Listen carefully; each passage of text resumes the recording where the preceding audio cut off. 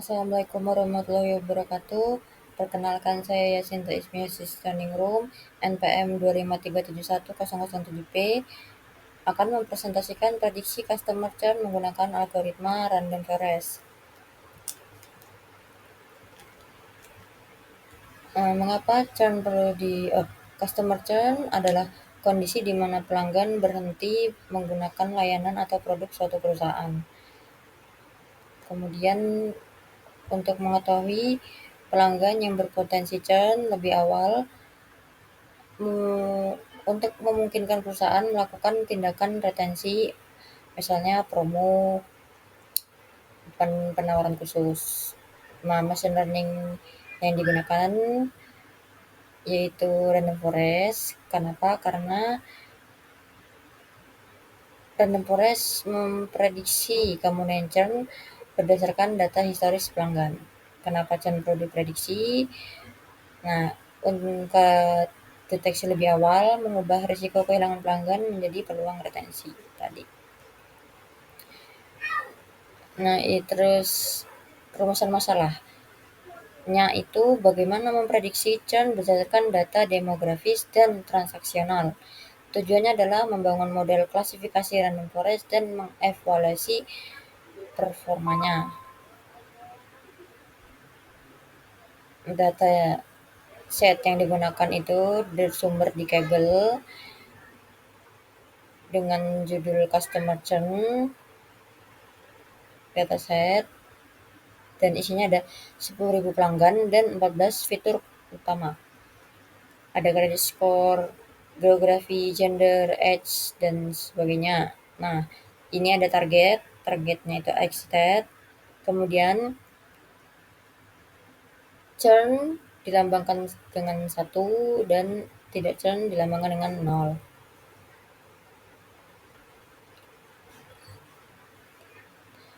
Nah, ini ada EDA,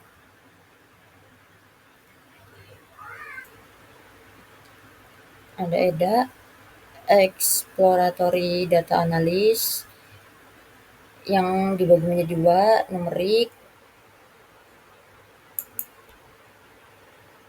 Di code-nya itu ada describe dalam kurung, itu ada credit score, age, dan seterusnya. Terus ada kategorikal, dilihat di value underscore counts dalam kurung, ada geografi, gender. Nah, tujuannya mengenali karakteristik data dan mendeteksi ketidakseimbangan kelas sebelum dimodeling. Kemudian ada cleaning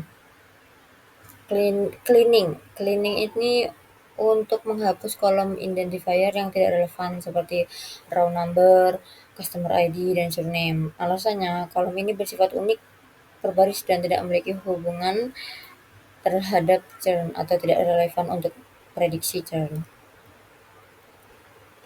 Kemudian ada encoding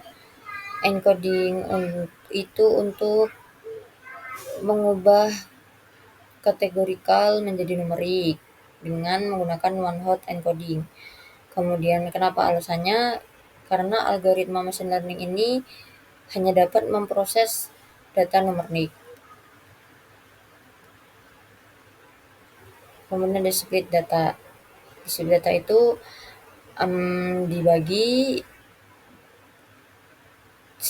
split datasetnya itu dibagi jadi 80% training dan 20% testing.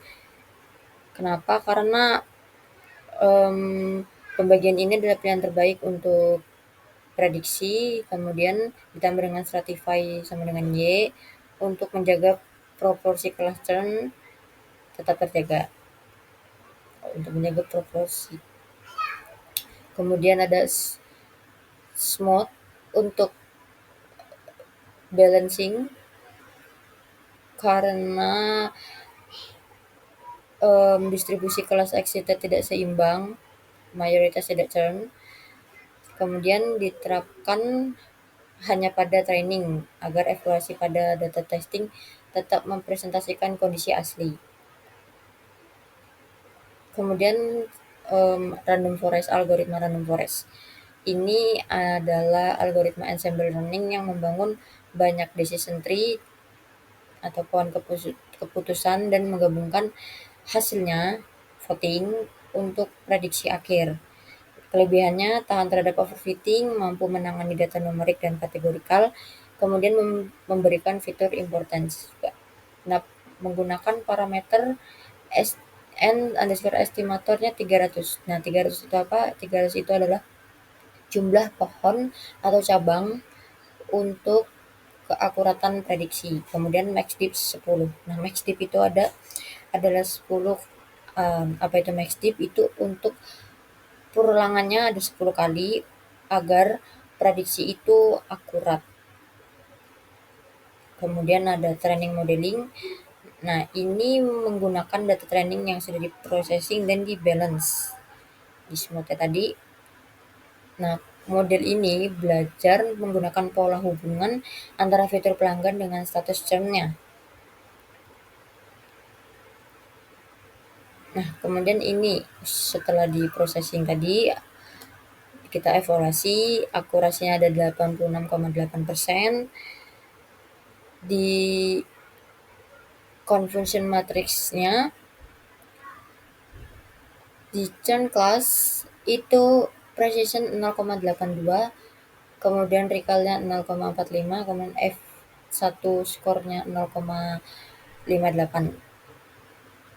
Nah, di true negatif itu ada 1553 pelanggan yang memang tidak churn dan model berhasil menebak dengan benar. Kemudian ada false positif, ada 40 orang pelanggan yang sebenarnya tidak churn, tapi model salah dan dibilang churn. Nah, kemudian ada false negatif, sebenarnya churn tapi di modelnya itu dianggap tidak churn. Nah, kemudian ada true positif 183 pelanggan yang memang churn dan model berhasil menebak dengan benar.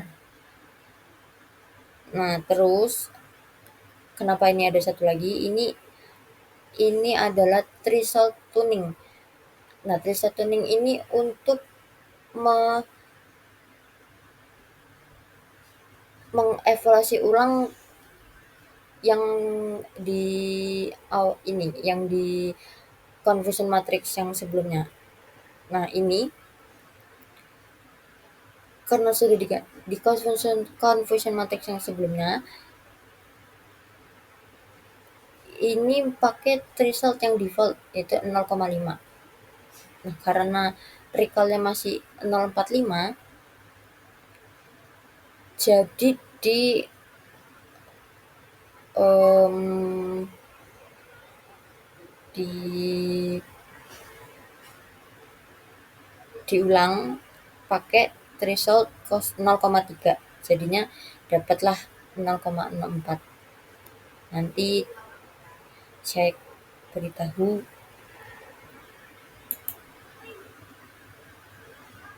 Nah, ini yang paling berpengaruh terhadap prediksi itu age, balance, dan nom of product.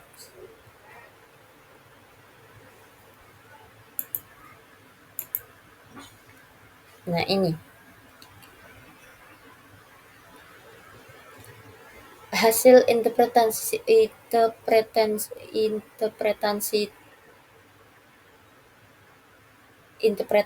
yang tadi yang 0,4 itu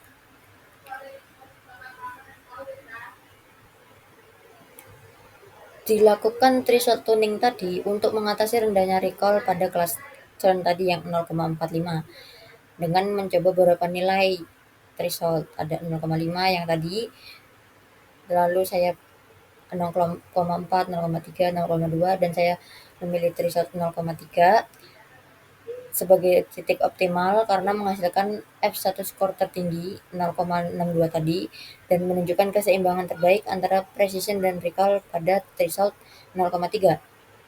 Nah, model berhasil mendeteksi 64% atau 0,64 pelanggan churn, kemudian dengan precision yang masih dapat diterima 61%. Nah, trade off ini penting dalam konteks bisnis karena menaikkan recall atau menangkap lebih banyak pelanggan berisiko churn lebih diprioritaskan dibanding akurasi semata yang nah ini karena tujuan utama churn prediction adalah mendeteksi pelanggan yang berisiko sebelum benar-benar berhenti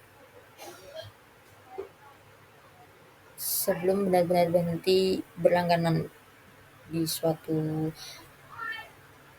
perusahaan atau ya suatu perusahaan perbelanjaan. Demikian presentasi saya akhiri. Wassalamualaikum warahmatullahi wabarakatuh.